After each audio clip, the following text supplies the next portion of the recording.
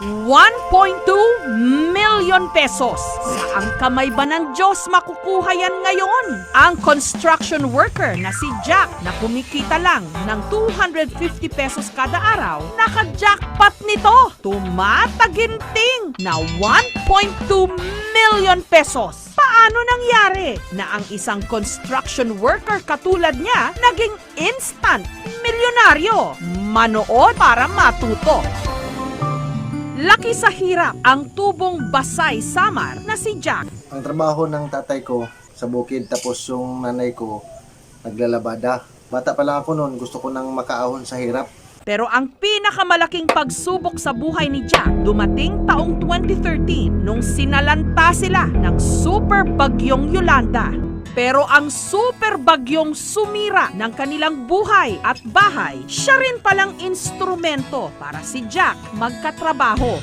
May nakita akong nagtatrabaho sa construction site. Tanong ako kung pwede bang pumasok doon. Tapos tamang-tama, naghahanap sila ng tauhan. Yun, tinanggap ako. Tapos tinanong muna ako kung anong papasukan kong trabaho. Sabi ko, helper lang boss. Yun, naghahalo ako ng simento. Kung may delivery ng simento, 500 bags. Ako lang nagbubuhat nun. Pero may taga-atang lang.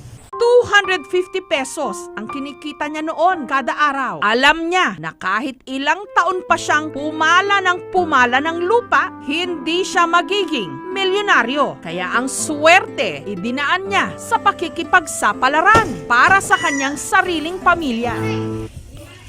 Matagal na raw libangan sa probinsya ni Jack ang pagtaya sa illegal na 645. May nakita ako nagpapataya.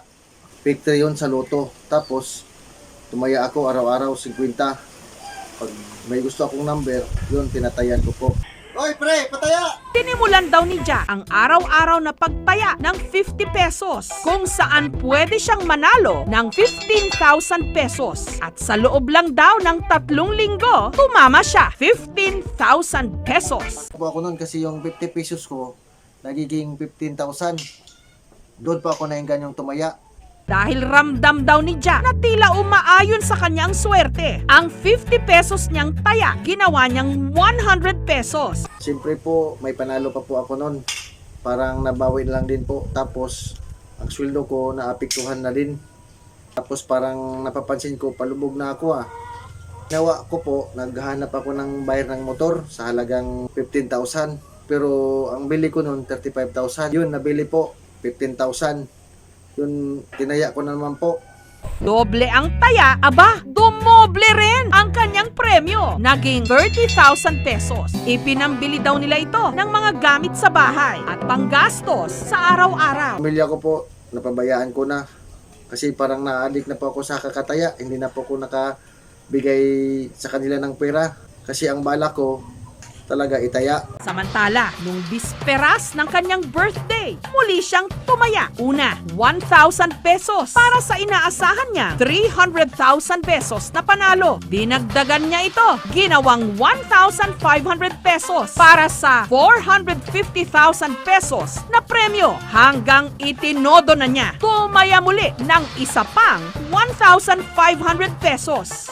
Kinabukasan, birthday ko, tumaya po ako sa 4 kolektor. Ang tinayaan ko, 26, birthday po ng kapatid ko. Yung 14, birthday po ng aso ko.